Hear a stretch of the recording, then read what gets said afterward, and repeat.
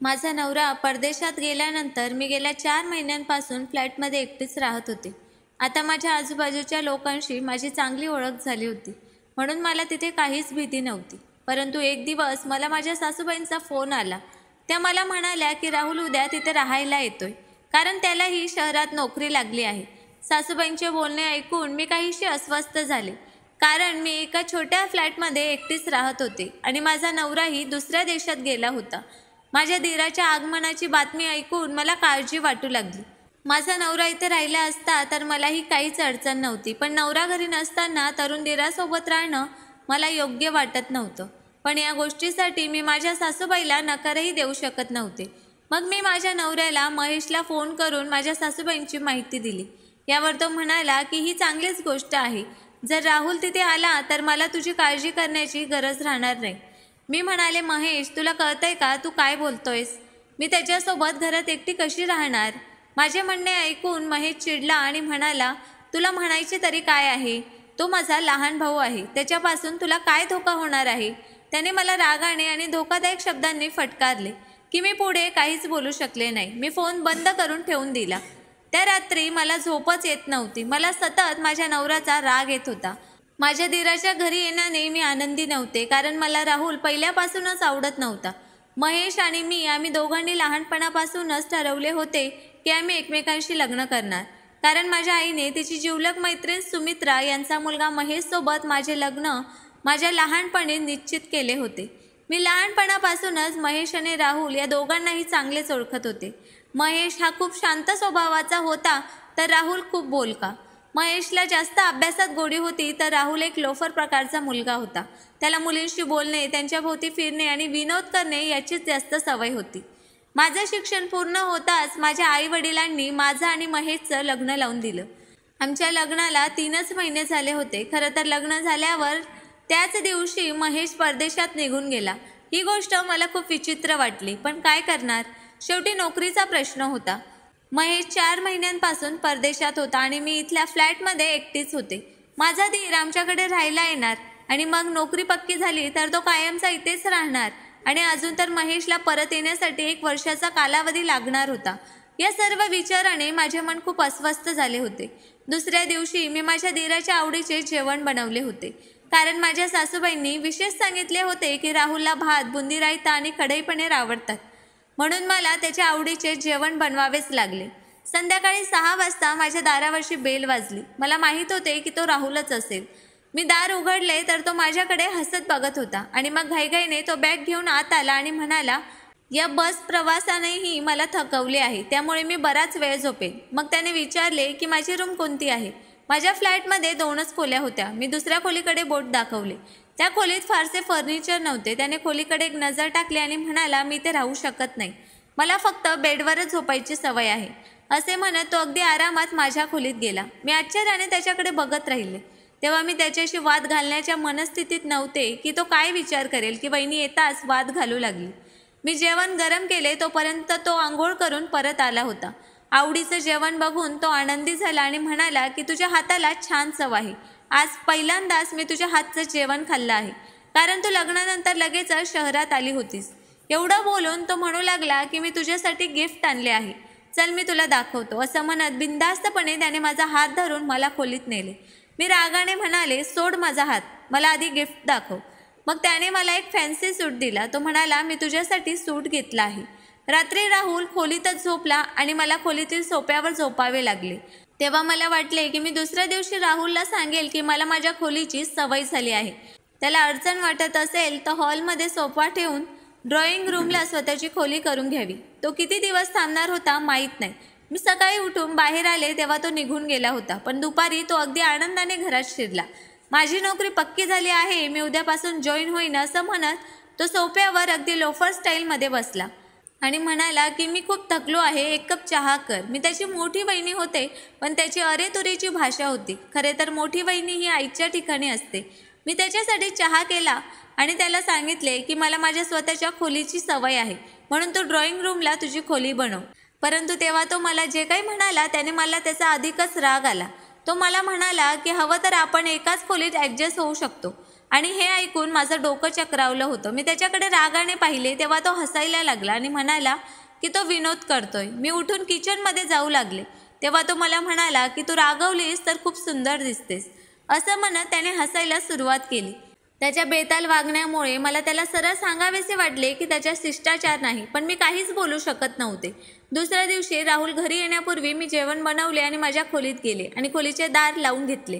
मला वाटलं की जेव्हा तो जेवून जाईल तेव्हाच मी माझ्या खोली बाहेर निघेल, पण जेव्हा तो माझा दरवाजा ठोठवू लागला तेव्हा मला आश्चर्य वाटले. मी दार उघडले तर तो म्हणाला, जेवण टेबलावर ठेव. बाहेर एक भुकलेला आणि तहानलेला माणूस बसला आहे हे तुला कळत नाही. मी म्हणाले, सर्व काही तयार आहे, तू ताटात वाढून स्वतःही खाऊ शकतोस. माझे म्हणणे ऐकून तो नाही मध्ये मान हलवू लागला आणि म्हणाला की मी खूप काही करू शकतो. पण हे बोलून तो पुन्हा हसायला लागला. मला त्याचे असे हसणे विचित्र वाटले आणि मग तो माझ्या जवळ आला आणि म्हणाला की मला या गोष्टी करण्याची सवय नाही, त्यामुळे तुला त्रास होईल, पण तुला या सर्व गोष्टी कराव्याच लागतील. चल पटकन येऊन जेवण दे, मला खूप भूक लागली आहे. मी ताट वाढले आणि माझ्या रूममध्ये जाऊ लागले. मग त्याने विचारले, हे काय आहे, इथे माझ्यासमोर बसून खा, मी तुला खाणार नाही. एवढे बोलून तो पुन्हा हसू लागला. तो म्हणाला, तू माझी वहिनी आहेस, पण तू माझ्याशी बोलत नाहीस, म्हणून मला खूप कंटाळा आलाय. मला वाटतंय भाऊही दुसऱ्या देशात पळून गेला आहे, कारण तू त्याच्याशीही अशीच वागली असशील, म्हणूनच तो आपला जीव वाचवून निघून गेला. मी म्हणाले की तू तुझं स्वतःचं काम कर ना, तुला खायला मिळत आहे ते खा. मी कुठे बसते, काय करते, काय करत नाही याने तुला काय करायचे आहे. मला रागाने बोलताना पाहून तो पुन्हा हसायला लागला आणि म्हणाला, असे बोलू नकोस, मी तुला हे आधीही सांगितले आहे की तू रागवलीस की खूप छान दिसतेस. मी म्हणाले, तुला लाज वाटत नाही का? तो म्हणू लागला, त्यात कसली लाज, धीर आणि वहिनी यांच्यात असे विनोद संवाद चालतातच, पण तू कदाचित खूप कंटाळवाणी प्रकारची मुलगी आहेस. आयुष्य किती सुंदर आहे असे म्हणत तो जेवत होता. मी त्याच्याकडे आश्चर्याने बघत होते. मला वाटले की माझ्या या मुद्द्यावर तो त्याचे वागणे थोडे सुधारेल, पण तसे झाले नाही. जणू त्याला कशाचीच पर्वा नव्हती. मी महेशला फोनवर राहुलबद्दल सगळं सांगितलं, पण महेशही एक विचित्र माणूस होता. तो म्हणाला की तुझा विचार चुकीचा आहे. महेशचा आपल्या भावावर इतका विश्वास का होता माहीत नाही. एके दिवशी राहुल ऑफिसमधून घरी आला तेव्हा तो म्हणाला की ऐक, माझं खूप डोकं दुखत आहे, एक काम कर, माझ्या डोक्याला हलके मालिश कर, त्यानंतरच मी जेवण करेन. त्याच्या बोलण्याचा मला राग आला. तो माझा नवरा आणि मी त्याची बायको असल्यासारखे बोलत होता. आजपर्यंत त्याने मला कधी वहिनी म्हटले नव्हते. मी म्हणाले की तू काही पेन किलर घे, मग डोके दुखणे थांबेल, पण तोही ठाम झाला. तो म्हणाला, नाही, फक्त तूच माझ्या डोक्याला मालिश कर, तरच माझी डोकेदुखी बरी होईल आणि मगच मी जेवण करेन, नाहीतर मी उपाशीच झोपेन. बळजबरीने मी तेलाची बाटली घेऊन त्याच्या खोलीत गेले आणि त्याच्या डोक्याला तेलाने मालिश करू लागले. तो बेडवर पडलेला होता आणि मी त्याच्या दुसऱ्या साईडवर त्याच्या डोक्याला मालिश करत बसले होते. तो माझ्याकडे टक लावून पाहत होता. त्याला असे पाहून मला राग यायला लागला. मी म्हणाले, तू आरामात मसाज करून घे आणि नजर खाली ठेव, माझ्याकडे असे टक लावून काय पाहत आहेस? माझे बोलणे ऐकून तो मोठ्याने हसला आणि म्हणाला की मी पाहतोय की तू किती निरागस आणि सुंदर आहेस. मी रागाने तेलाची बाटली ठेवली आणि खोली सोडू लागले. तेव्हा तो हसत म्हणाला, अरे मी फक्त गंमत करत होतो. पण मी त्याचे काही ऐकले नाही आणि रूमच्या बाहेर आले. दार बंद करण्यापूर्वी मी म्हणाले की जेवण टेबलावर आहे, ते खा, मी आता झोपणार आहे. मी माझ्या खोलीत आले, दार लावून घेतले आणि बेडवर पडले. आता तो जेवण करतो की तो असाच उपाशी झोपतो हे ऐकण्यासाठी मी माझे कान बाहेरच्या दिशेने ठेवले होते. त्याच्यामुळे माझी खरंच चिडचिड झाली होती, पण त्याने उपाशी झोपावे असे मला वाटत नव्हते. सुमारे अर्ध्या तासानंतर मला बाहेर भांड्यांचे आवाज येऊ लागले. तेव्हा माझ्या मनाला शांती मिळाली आणि मी आरामात झोपी गेले. मग अर्ध्या रात्री एका विचित्र आवाजाने माझे डोळे उघडले. माझ्या खोलीच्या बाल्कनीत कोणीतरी हजर असल्यासारखे मला वाटले. कोणीतरी चालताना मला स्पष्ट ऐकू येत होतं. मी घाबरून उठून बसले. थरथरत्या हातांनी मी पडदा हटवला आणि 2 माणसे तिथे उपस्थित असल्याचे पाहिले. दोघांच्या हातात पिस्तूल होते. आमच्या घरात चोर घुसले हे पाहून मला खूप भीती वाटत होती. चोर माझ्या खोलीच्या बाल्कनीत होते. मी पटकन माझ्या खोलीचा दरवाजा उघडून बाहेर पळत सुटले. मी घाईघाईत राहुलच्या खोलीचा दरवाजा ठोठावू लागले. तो सुद्धा गाढ झोपेतून जागा झाला असावा. तो माझ्याकडे आश्चर्याने पाहू लागला. माझ्या चेहऱ्यावरची भीती पाहून त्याने मला विचारले की काय झाले. मी त्याला दूर ढकलून त्याच्या खोलीत आले. मी पटकन त्याच्या खोलीचा दरवाजा आतून बंद केला आणि कुलूप लावले आणि हे सर्व पाहून त्याला खूप आश्चर्य वाटले. माझी प्रकृती चांगली नव्हती. भीतीने माझ्या तोंडातून शब्दही निघत नव्हते. मी म्हणाले की माझ्या खोलीत चोर आहे. माझे शब्द एवढ्यापर्यंत पोचले होते की खोलीच्या दारावर टकटक झाली. त्याच्या खोलीत ठोठावण्याचा आवाज ऐकून राहुल सुद्धा घाबरला. पण माझी अवस्था अशी झाली होती की माझ्या हृदयाची धडधडच थांबली. घाबरून मी राहुलला घट्ट मिठी मारली. मी म्हणाले, बाहेर चोर आहेत. हे लोक माझ्या खोलीच्या बाल्कनीत होते. मला खूप भीती वाटते. भीतीपोटी मी काय करते याची मला अजिबात जाणीव नव्हती. मी राहुलला घट्ट पकडले होते आणि भीतीने माझी छाती थरथरत होती. खोलीत पुन्हा ठोठावणं सुरू झालं. बाहेर जो कोणी होता त्याने दार उघडण्यास सांगितले आणि दार उघडले नाही तर ते आम्हा दोघांना मारतील असेही सांगितले. मी त्यांच्या हातात पिस्तूल पाहिले आहे असे मी सांगितल्यावर राहुल मला सांगू लागला की काळजी करू नकोस, हे लोक आत येऊ शकत नाही, दाराला कुलूप आहे. त्याने मला त्याच्यापासून दूर ढकलण्याचा प्रयत्न केला पण मी भीतीने त्याला घट्ट मिठी मारून उभे होते. मग त्याने मला बेडवर बसवले आणि तो स्वतः माझ्या बरोबरीने बसला. तो म्हणाला, घाबरू नकोस, मी इथेच आहे. पुन्हा दारावर थाप पडली. यावेळी एक माणूस अतिशय दबक्या आवाजात म्हणाला, दरवाजा उघडा नाहीतर आम्ही दार तोडू. हे ऐकून मी राहुलचा हात माझ्या दोन्ही हातात धरला. कदाचित आमचे नशीबच वाईट होते की आमच्या दोघांचेही फोन आमच्याकडे नव्हते.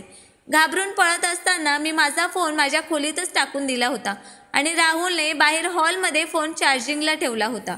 मी म्हणाले, तू बाहेर जाणार नाहीस, ते तुला कोणत्याही प्रकारे इजा करू शकतात. त्यावर तो म्हणाला, माझा हात सोड. असे म्हणत त्याने माझा हात सोडला. त्यानंतर त्याने कपाटातून पिस्तूल काढले आणि हे पाहून माझे हृदय थांबल्यासारखे झाले.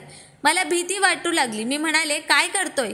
तो म्हणाला, मला या लोकांचे वागणे चांगले माहीत आहे, तू फक्त खोलीतून बाहेर पडू नकोस. मी रडायला लागले आणि त्याला सांगितले की देवासाठी तू कुठेही जाऊ नकोस, अन्यथा ते तुला मारतील. यावर तो म्हणाला, काळजी करू नकोस, आपण इथे खोलीत बसून राहिलो तरी ते लोक खोलीचा दरवाजा तोडून आत येतीलच. त्यामुळे धैर्याने वागले पाहिजे. मला कसे लढायचे हे देखील माहीत आहे आणि शूट कसे करायचे हे देखील माहीत आहे. असे म्हणत तो बाहेर गेला आणि त्याने बाहेरून दरवाजा बंद केला आणि मग मला बाहेरून भांडण आणि ओरडण्याचे आवाज येऊ लागले. भीतीने माझे मन थरथरत होते, जणू काही ते आपापसात भांडत आहे. मी माझ्या दोन्ही मुठी घट्ट करून बसले होते आणि खूप थरथरत होते. विचार करत होते की राहुलला काही झालं तर ते माझं काय करतील. त्यामुळे माझी प्रकृती खालावू लागली. मला गुदमरल्यासारखे वाटले आणि मग मला गोळी झाडल्याचा आवाज आला. केव्हा आणि कसे माहीत नाही, भीतीमुळे मी बेशुद्ध झाले होते. पक्ष्यांच्या किलबिलेटाने माझे डोळे उघडले. मी लगेच उठून बसले तेव्हा मी राहुलच्या खोलीत होते आणि माझे केसही पूर्णपणे विस्कटलेले होते. परंतु मी एकटी त्याच्या रूममध्ये होते आणि मी त्याच्या रूममध्ये कसे आले हे मला समजलेच नाही. पण नंतर मला रात्रीचा प्रसंग आठवू लागला आणि आठवताच माझे भान हरपले. बाहेर काय झाले ते मलाही कळले नाही. मी लगेच त्याच्या खोलीतून बाहेर आले तेव्हा राहुल मला बाहेर सोफ्यावर बसून सिगारेट ओढताना दिसला आणि त्याच्या हाताला एक मलमपट्टीही होती आणि त्याच्या डोक्यावर देखील जखमेच्या खुणा होत्या. हे पाहून मी त्याच्या जवळ आले. मला पाहून राहुल म्हणू लागला की पोलिसांनी त्याला पकडून नेले आहे. ते चोर पोलीस कोठडीत असल्याचे सांगून तो माझ्यापासून दूर पाहू लागला. मी म्हणाले, काय झालं तुझ्या हाताला? तो म्हणाला की लढाई दरम्यान त्यांनी माझ्यावर गोळीबार केला होता पण ती गोळी माझ्या हाताला लागून गेली होती. तुला काही कळले नाही, तू बेशुद्ध झाली होतीस. पण आता अजिबात काळजी करू नकोस, सर्व काही ठीक आहे. माझ्याकडे न बघता तो माझ्याशी बोलत होता. पण त्या दिवसापासून मी खूप घाबरले होते. राहुलही का गप्प बसू लागला कळत नाही. आता त्याने खोडकर गोष्टींवर हसणे आणि पूर्वीसारखे माझ्याशी विनोद करणे पूर्णपणे बंद केले होते. राहुल मला जसा वाटत होता तसा नव्हता आणि आता तो खूप गंभीर झाला होता. तो माझ्याशी जास्त बोलतही नव्हता, का माहीत नाही, पण तो भरपूर सिगारेट ओढू लागला. मी त्याच्यासमोर जेवण ठेवलं तर तो खोल विचारात हरवून जायचा. मी 2-3 वेळा आठवण करून दिल्यावर तो जेवायचा. या गोष्टीला 1 महिना उलटून गेला होता. एके दिवशी मला चक्कर आली तेव्हा राहुलने मला त्याच्या मिठीत घेतले. तेव्हा मी खाली पडणार होते. जर राहुलने मला आधार दिला नसता तर मी गंभीर जखमी झाले असते. त्याने मला सोफ्यावर बसवले आणि म्हणाला की मी माझी अजिबात काळजी घेत नाही, स्वतःची काळजी घे. तुझा रंग पूर्णपणे फिक्कट झाला आहे, ते पहा. कदाचित तुला अशक्तपणामुळे चक्कर आली असेल. राहुलनेच मला डॉक्टरांकडे नेले पण मी एकटे डॉक्टरांच्या खोलीत गेले. त्याने काही चाचण्या लिहून दिल्या, त्याचा रिपोर्टही लगेच आला. पण तो रिपोर्ट समोर येताच माझ्या मनात वादळ उठू लागले. डॉक्टर, तू गरोदर आहेस असे सांगू लागले आणि हे ऐकून मला चक्कर आली. माझे पती गेले 3-4 महिने माझ्या सोबत नव्हते आणि सर्वात मोठी गोष्ट म्हणजे माझ्या पतीने मला आजपर्यंत हातही लावला नव्हता. राहुल माझ्यासोबत होता पण हे कसे घडले? माझे मन पूर्णपणे कोरे झाले होते. त्याने माझ्याशी हे केव्हा केले या विचाराने मला काळजी वाटू लागली. कारण ना मी कोणते मादक औषध घेत होते, नाही मला असे कोणतेही मादक पदार्थ खायला दिले गेले होते. मग मी गरोदर कशी झाले? मग मला आमच्या घरात चोर घुसले तो दिवस आठवू लागला. मी बेशुद्ध झाले होते आणि त्यानंतर राहुलचा दृष्टिकोन देखील पूर्णपणे बदलला होता. तो थोडासा हरवलेला दिसू लागला होता आणि पूर्णपणे शांत झाला होता. त्याच रात्री कुठेतरी राहुलनेच माझ्यासोबत हे घाणेरडे कृत्य केले असावे. त्याने माझ्या बेशुद्धीचा गैरफायदा घेतला होता, तोही अशा वेळी जेव्हा मला त्याच्या आधाराची जास्त गरज होती. मी माझे वाहणारे अश्रू पुसले आणि डॉक्टरांच्या खोलीतून बाहेर आले. राहुल समोर बसला होता. मला बघून तो माझ्या जवळ आला आणि विचारू लागला की काय झाले, डॉक्टर काय बोलले. मी त्याला काहीच बोलले नाही. मला वाटलं की घरी जाऊन त्याला विचारावं की त्याने माझ्याशी असं का केलं.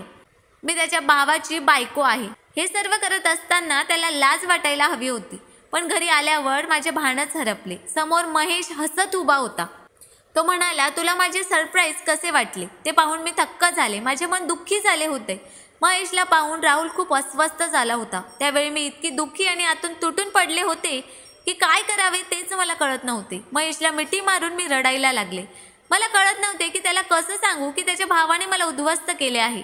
मी कठीण प्रसंगी त्याच्याकडे गेले कारण मला वाटले की तो मला आश्रय देईल, परंतु मला माहीत नव्हते की तोच माझा नाश करेल. महेश माझ्या डोक्यावर हात फिरवू लागला आणि म्हणाला की मी इथे आलोय तर तू खुश असायला हवीस, पण तू रडत का आहेस. तेवढ्यात पुढच्या क्षणी जे घडले ते माझ्या डोळ्यासमोर आकाश आणि पाताळ एक झाल्यासारखे वाटले. कारण काही वेळाने राहुल महेशच्या जवळ आला आणि त्यानंतर त्याने जे केले ते पाहून मी थक्कच झाले. त्याने माझा हात पकडला आणि एका झटक्याने मला महेशपासून वेगळे केले. हे पाहून महेशलाही आश्चर्य वाटले. राहुलने मला महेशपासून मागे ढकलले आणि म्हणू लागला, दूर राहा. तेव्हा राहुलची बोलण्याची शैली अतिशय कडक होती. महेशला ताण जाणवला आणि तो म्हणाला, ही काय असभ्यता आहे. हे तू काय बोलतोयस. तू असे कसे करू शकतोस. आणि त्यानंतर राहुल जे काही बोलला त्याने माझ्या पायाखालची जमीनच निघून गेली. तो म्हणाला, मी काय बोलतोय ते तुला चांगलंच माहीत आहे. ती माझी पत्नी आहे, तुझी नाही, आणि हे विसरू नकोस. त्यामुळे माझ्या बायकोला स्वतःपासून दूर ठेव. तिच्या जवळ जाण्याचा प्रयत्नही करू नकोस. आणि त्याच्या तोंडून हे शब्द ऐकून मी कधी राहुलकडे तर कधी महेशकडे आश्चर्याने बघत होते. राहुलच्या तोंडून हे ऐकून मला वाटले की कदाचित महेश त्याचा गळा दाबेल, पण महेश काहीच बोलला नाही. उलट महेशच्या चेहऱ्यावर निराशा पसरली होती. राहुल म्हणू लागला की तुला आठवतंय, जेव्हा तुझं लग्न होत होतं तेव्हा फेऱ्या मी मारल्या होत्या. लग्नाच्या वेळेस तुझ्या जागी वर म्हणून मी उभा होतो. त्यावेळी सविताचा हात माझ्या हातात होता, तुझ्या हातात नाही. तू त्या सविताशी लग्न करण्यास नकार दिला होतास. होय, ही गोष्ट वेगळी आहे की त्यावेळी मी हे सर्व तुझ्या विनंतीवरून केले, कारण तुला सविता आवडत नव्हती. तुला परदेशात जायचे होते आणि तिथली मुलगी तुला आवडली होती आणि तुला तिच्याशीच लग्न करायचे होते. तू म्हणाला होतास की तू सविताशी लग्न कर, कारण काही वर्ष उलटून गेल्यावर तू परत येणार नाहीस. त्यामुळे तू सविताला घटस्फोट देशील. हे नाटकही संपेल आणि सविता तुझी होईल.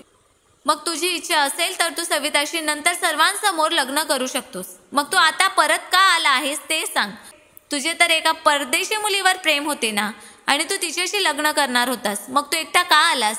तू त्या मुलीशी लग्न का केलं नाहीस. हे सर्व ऐकून मी माझे दुःख विसरले होते. हे सगळं मी काय ऐकत होते. त्या मुलीने मला फसवले असे महेश म्हणू लागला. मी परत आलो आहे म्हणून तू आता सविताला घटस्फोट दे. मी तिच्याशी लग्न करेन. हे ऐकून मला मी खेळणं असल्यासारखं वाटलं. मी म्हणाले, तुम्ही हा कोणता खेळ रचला आहे. एक भाऊ लग्नाच्या वेळेत दुसऱ्या भाऊला आणून हजर करतो आणि आता घटस्फोट मागतो. मग दुसरा भाऊ येऊन माझ्यासोबत वेळ घालवतो. मला न सांगता माझ्याशी असा घृणास्पद खेळ खेळला जातोय. हे मला कळलेच नव्हते. हे ऐकून राहुल आणि महेशही दोघेही आश्चर्यचकित झाले. मी ढसाढसा रडायला लागले. मी माझ्या पर्समधून रिपोर्ट काढला आणि त्यांच्या दोघांच्या तोंडावर फेकला. महेश राहुलला म्हणू लागला की हे काय केलंस. तुला लाज वाटली नाही. यावर राहुलचे शब्द आणखीनच मोठे झाले. तो म्हणाला की ती माझी पत्नी आहे, त्यामुळे मला माझ्या कोणत्याही कामाची लाज वाटत नाही. त्यावेळी माझ्या मनात सवितासाठी काहीच नव्हते, पण आता आम्ही सवितावर प्रेम करू लागलो आहे आणि तिच्याशिवाय जगण्याचा विचारही करू शकत नाही. असे म्हणत त्याने माझा हात धरला आणि मला घराबाहेर काढले. मी म्हणाले, माझा हात सोड. मलाही तुझ्यासोबत राहायचे नाही. तू फसवून माझ्याशी लग्न केले आणि मग माझ्या बेशुद्धीचाही फायदा घेतला. पण राहुलने माझे ऐकले नाही आणि मला गावी आणले. मी माझ्या सासू सासऱ्यांना आणि आई वडिलांना संपूर्ण हकीकत सांगितली. संपूर्ण सत्य जाणून सर्वांनाच मोठा धक्का बसला. सर्वजण महेश आणि राहुलबद्दल वाईट बोलले. माझ्या सासूबाईंनी महेशशी बोलणेच बंद केले होते. महेशही कधी गावात आला नाही. त्याच फ्लॅटमध्ये राहून तो काही नोकरी करू लागला. इथे राहुलने माझी खूप काळजी घेतली, परंतु मी त्याच्याशी कधीच नीट बोलले नाही.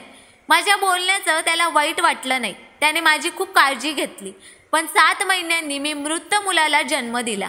मुलाचा जन्म अकाली झाला होता, म्हणूनच तो जिवंत नव्हता. जेव्हापासून मी शहरातून गावात आले तेव्हापासून मी खूप चिंतेत होते.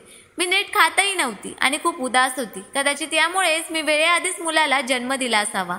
मी आजारी पडताच राहुलने मला शहरातील एका चांगल्या हॉस्पिटलमध्ये नेले. माझी प्रकृतीही चांगली नव्हती आणि जेव्हा मी थोडी बरी झाले तेव्हा राहुलने माझ्या समोर DNA रिपोर्ट ठेवला, ज्यावरून हे सिद्ध झाले की ते मूल त्याचे नाही. तो म्हणाला, ज्या रात्री ते दरोडेखोर आले त्यांनी माझ्या हातावर गोळी झाडली आणि पिस्तूल माझ्या डोक्याला मारला आणि मी बेशुद्ध झालो. पुढे काय झाले माहीत नाही, पण शुद्धीवर आल्यावर दोघेही घराबाहेर पडले होते. खोलीचा दरवाजा तुटलेला होता आणि मी खोलीत आलो तेव्हा तुझी अवस्था पाहून मला समजले की त्यांनी तुझ्याशी काहीतरी चुकीचे केले आहे. तू अगदी वाईट अवस्थेत बेडवर पडली होतीस. मीच तुझे कपडे ठीक केले होते. जेव्हा मी तुझा रिपोर्ट पाहिला तेव्हा मला वाटले की हे सर्व स्वीकारण्यास योग्य आहे, कारण त्यात तुझा काही दोष नव्हता. जे काही घडले तो एक अपघात होता. राहुलच्या बोलण्यावर मी दगड होऊन त्याच्याकडे पाहत होते. मला त्यावेळी देवाचा आभार मानावेसे वाटले होते की त्यांनी मला राहुलच्या रूपात इतका चांगला नवरा दिला आहे. माझे अश्रू वाहू लागले. मला रडताना पाहून राहुल माझ्या जवळ आला. त्याने हाताने माझे अश्रू पुसले आणि माझे डोके त्याच्या खांद्यावर ठेवले. राहुलचा स्पर्श जाणवताच मी वेदनेने आणखीनच रडू लागले. मी म्हणाले, राहुल, मला माफ कर.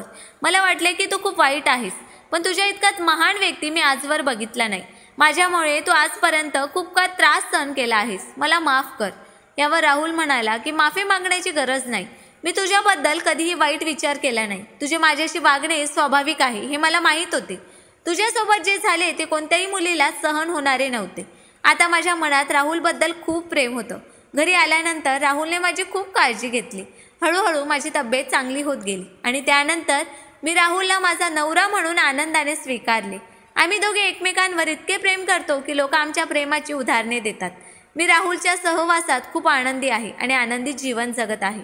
तर मित्रांनो, स्टोरी कशी वाटली ते कमेंट करून नक्कीच सांगा. आम्ही नेहमीच तुमच्या कमेंट्स आणि लाईकची वाट बघत असतो. आणि स्टोरी आवडली असेल तर चॅनलला सबस्क्राईब करायला पण विसरू नका. धन्यवाद.